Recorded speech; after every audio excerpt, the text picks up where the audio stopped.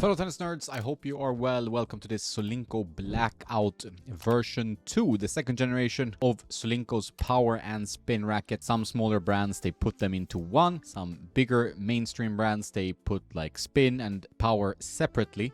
Power rackets going more through the court, a little bit stiffer usually, and spin rackets being a bit more flexible but having a higher launch angle. This I would say is more of a spin racket than a power racket, but it tries to kind of capture both audiences as far as I understand. It comes with new technology like Solinco Whiteout version 2 that I have reviewed earlier on this channel. It comes with foam tech core that's also now integrated in the head of the frame, and you do feel the foam from the first hit. It's a very comfortable and dampened racket. So there's pros and cons with that, but it does definitely reduce vibration and is supposed to enhance the feel. The feel is not bad, but I do sometimes worry a little bit about over dampening and not feeling the ball 100%, but I'll get to that. It also comes with the new carbon fiber layering process. They call it the Arc 2.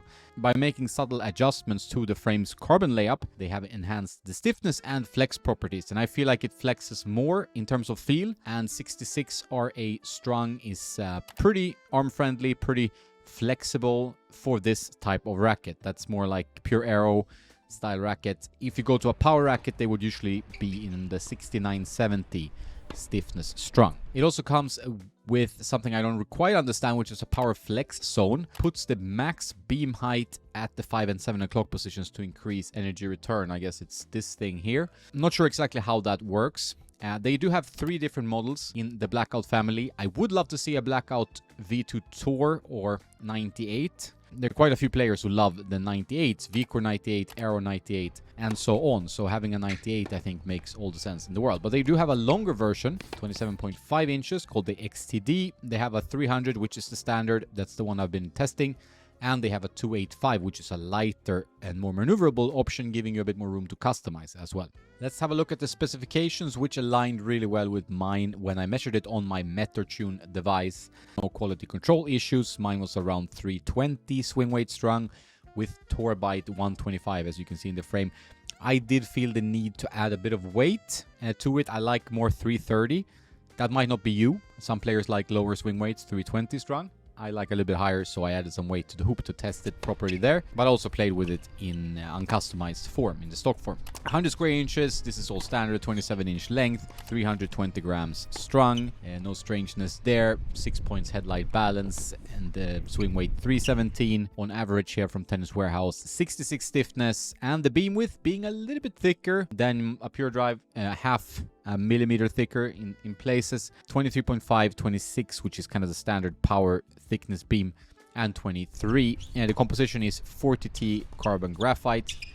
Feels solid enough. 16-19 pattern, nothing strange there. So all pretty standard in terms of specifications. There are loads of rackets like this with these specifications on the market. It's become the kind of easiest racket to sell, I would assume, and it's also becoming more popular with this type of spec on the Pro Tour. They do usually add some weight and customize their rackets, but they're also more and more 100 square inch spin and power rackets on the Pro Tour, not only among club players, right? First hit with this frame, pleasant ball. You really feel the foam straight away from the first strike. I liked that. Like the first few hits I really enjoyed. When I was playing points, at times I felt that I lost the ball a bit in the string bed, and it's a bit maybe too much flex, but also a bit too much dampening. That was my main pet peeve, because the racket played solidly. It played with good high launch angle, if you like that, and you have to kind of adjust your swing a little bit. I felt like I had to do that, coming from usually 98 or even preferring generally more power oriented 100 square inch racket like pure drives and E-Zone 100s.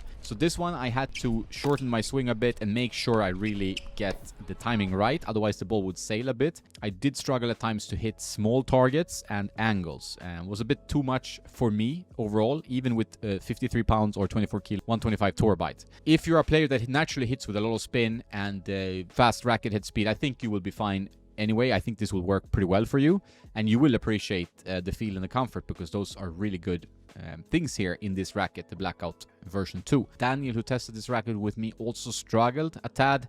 Leah, who played with this for a bit as well, did not enjoy 100% how the ball came off the strings. It's not a bad racket by any means. It has really nice properties. flex and comfort being top notch. With the Whiteout V2 and this one, I had the same issue. Everything feels great on some shots, but then sometimes I'm a little bit lost on where the ball is gonna go.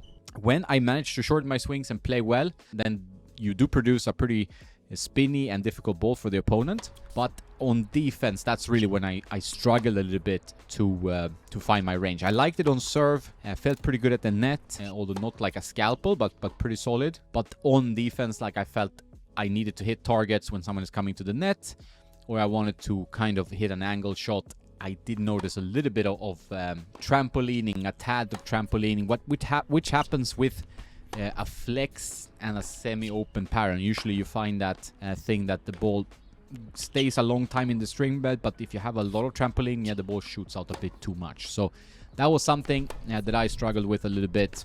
I did play well with it at times, but overall this was my feeling. I think if you're looking for a comfortable spin-oriented racket, and that's kind of your cup of tea, and maybe you like the Aero 100 but you want more comfort, I think this one could be very good for you.